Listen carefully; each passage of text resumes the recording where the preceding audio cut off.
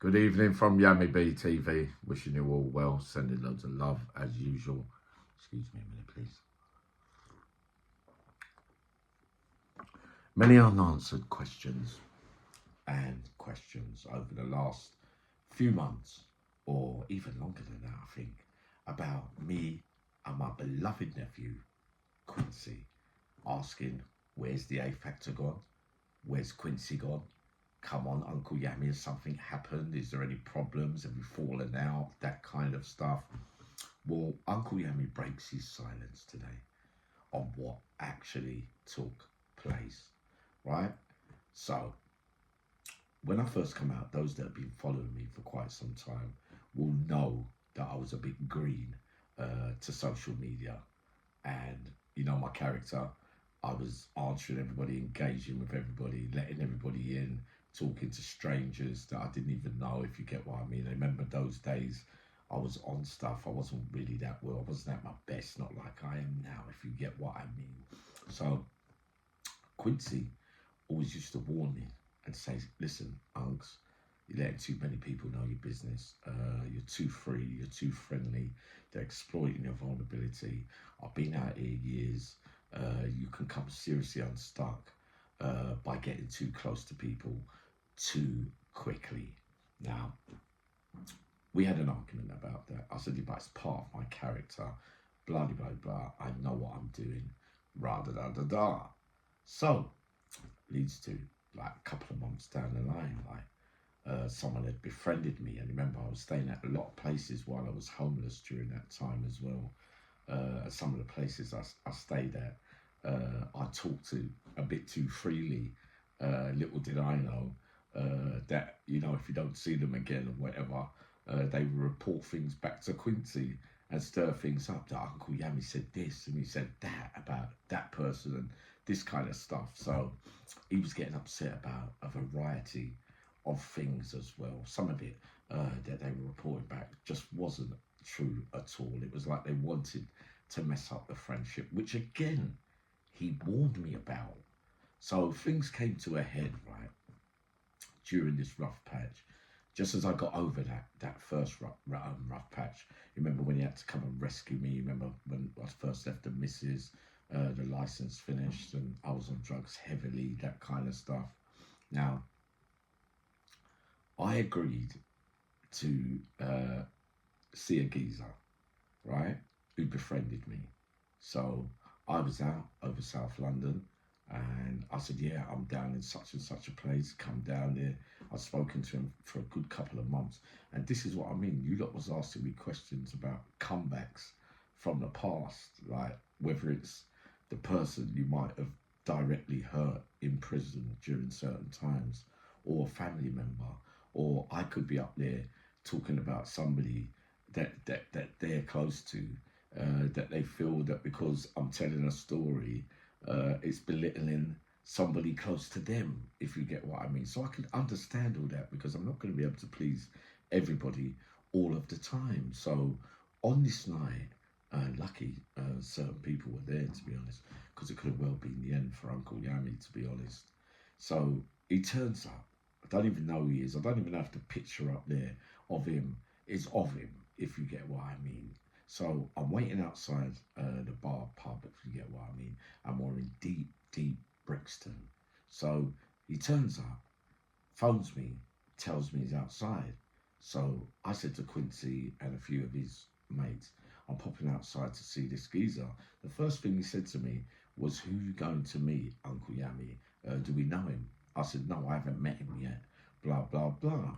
So the alarm bells, I don't know if they were ringing for them straight away, but imagine walking outside there and immediately a man pulls a thing on you and points at you.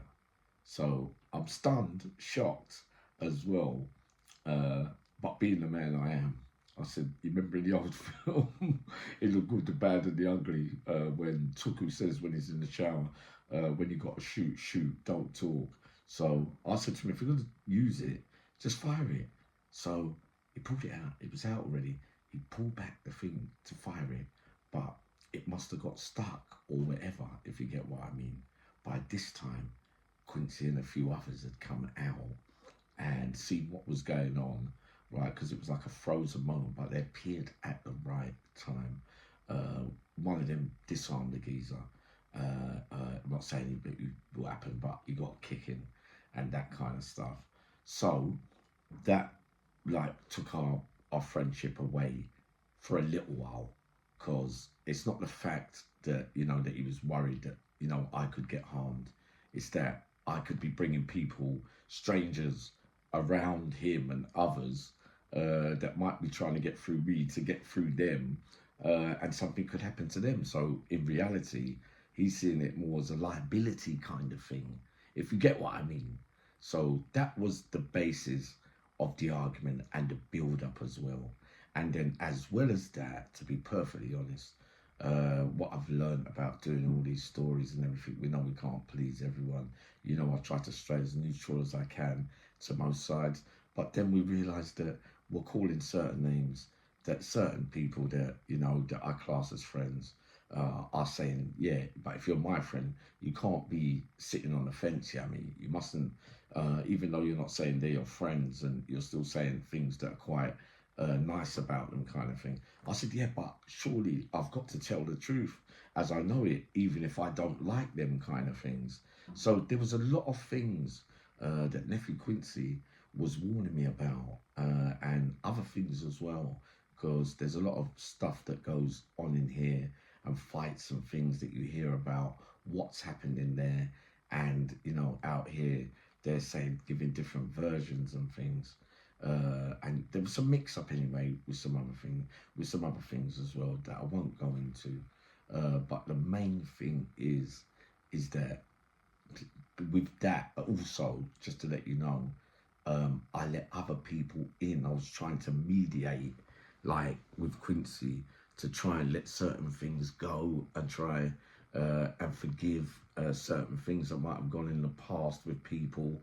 Try to put them together, because people say not sorry in later life, and I was thinking, like, it's a good idea. Then like he says sorry, like, why don't you two just, you bury the hatchet, and the past is the past, and blah blah blah blah blah. And then you find that the same people that have been my friends, or supposedly, are then running back there, becoming friendly with him when they didn't even know him. All of a sudden, they're talking bad about me, when really it was them that asked me to get in touch. Can you have a word with Quincy? Can you do this? Can you do that? And he used to get so frustrated. He used to say to me, yeah, mate, I don't want to hear about them. I don't care about, I don't want you to bring back news from these people, because they're just using you as a pawn. So the thing outside the pub, I suppose that was the final straw. Like, that was, but there was more to the build up of everything. So we didn't talk for a few months, but like I always tell you, like, it wasn't that kind of argument where I still talk to, I was talking to his mum every day. I'm close to members of the family and that kind of thing, but we're both stubborn people, kind of thing, like that. But I know deep down he loves me. It's been to that stage where we've been in front of each other, and I've said some things to him that really, in a fisticuff, he could beat me up, no doubt about that. And he's been burning, raging. And he said, if it wasn't you, Uncle Yami, I'll swing my hand right now, kind of thing. But it shows you the respect that he's always held for his Uncle Yami. You see what I mean? Because very honest, deep man, Quincy. You know what I mean? And it's things like that that you understand that respect and love's been built over a lifetime of years and that kind of stuff. So the breakdown of all this now is that the A Factor will be back on, and we'll be doing other projects together. But in answering the question in the best way that I could, with letting you lot know exactly what happened, and that's what happened. But like you lot say to me all the time, like, the comebacks from the past, and this one here that happened outside the pub, can you believe that it might have been even over a £4 debt in jail or something, where I couldn't even really remember, if you get what I mean. So it doesn't have to be big things that people hate you for a lifetime for.